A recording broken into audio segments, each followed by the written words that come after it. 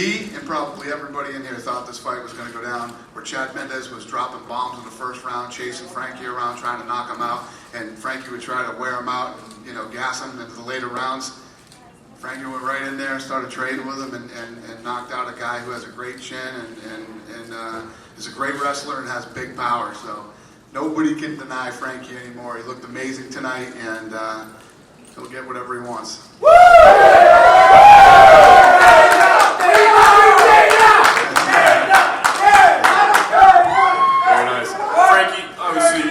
Probably one of the best wins of your career. I know you've been a part of a lot of big fights, but an excellent performance by you. Where does this rank, and did you ever envision a way that you could win this with a first-round knockout? Yeah, I always prepare for battles. I always get my mind right that I'm going to walk away with a bloody nose and stitches. That's just how I like to prepare. I mean, just to mentally get right. But it was nice to walk out of there unscathed and with a KO, especially because everyone was talking about Chad's power. Of course, there's something I had to worry about, but I said I got a little juice too. I asked you before the fight, if you had a preference whether you face Aldo or McGregor, so you had something to worry about. But now that you've got to win, you're in that driver's seat. Is there a guy, whether it be because you think your style matches up right with him, or because it's a guy that you'd rather fight? Is there one that you would really prefer to fight? It really is. I look at it like Aldo. I'd be nice to take it from Aldo. Since he's had been on top so long, and we had that close fight. When he got the W. But then again, McGregor's a big money fight, so for me, it's win-win, either one.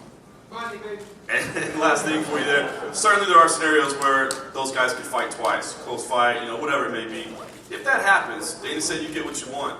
Could you see yourself sitting around 10 months, 11 months a year waiting for that fight, or at that time do you think you'd have to stay busy? Yeah, I don't know, man. I don't want to sit around for nothing, but I'm not making any decisions till I know what's going on. Frankie, can you explain a little bit about you were a little more pissed off before this fight than you normally are, that you hadn't gotten it. Talk about what angered you and got you to that point where you were saying, hey, I'm not getting the kind of push that other guys are and that type of thing. I know the answer to that question. No, I just feel like I've been knocking on this door for this title shot for a while, and Dan never told me if I won a fight I was going to get it, but, I know he told some other guys if they beat me they were going to get it, so I assumed if I beat them, MMA man, I should get it, right? But I know if I just kept putting myself in this position, I couldn't be denied, and here I am, I got it. Did you, when you weren't getting it, how did you react to it? Like, was your feeling like, hey, I'm going to go? The plan now? Yeah, I got to take it before the fight, so it worked out anyway, Yeah, I'm going to be there, for sure. Obviously, you wanted to make a statement in this fight. You made a big statement in this fight. Do you think you did send a message to both Aldo and McGregor? Obviously they're focused on their fight, but they can't ignore what just happened, that, you are the guy. Whoever wins that fight, they've got to be looking over their shoulder. Yeah, I think they knew I was coming, and now I just solidified it, and no matter what happens, I'll be knocking on that door, and they're going to answer it, they're going to see me, because I'm coming for that title. Question for Ryan Hall. Ryan, you were just over in Ireland.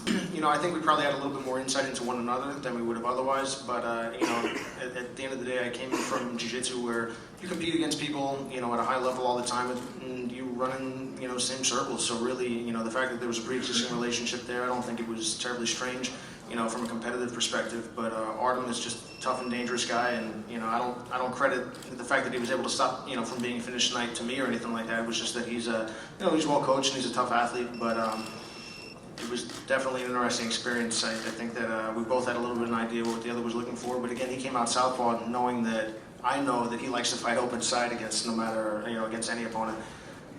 It was interesting. I was glad to face a tough challenge. Were you shocked in that first round when you had that rear naked choke on that he didn't go out? It looked like, I thought he was out for a second, and then obviously he was able to slip out. Were you shocked that he was able to survive that? I'll be honest, then. Artem is one of the toughest things on 2 feet that I've come across. So I wasn't shocked that he was able to gut it out. I never had it fully locked, and his face was down, and we were in his corner, so I wasn't able to point him towards Faraz or Eamon or Ray and say, hey guys, how's things going? I just wanted to stick with the positional control that I had, and the fact that he was able to gut it out was honestly not surprising. I heard that his face is a little bit purple, but Barnum's the kind of guy that either goes to sleep or does not tap at all. So, looking back, that wasn't shocking at all. I just wanted to make sure that I controlled the round and make sure that I got into the second without having noodle arms.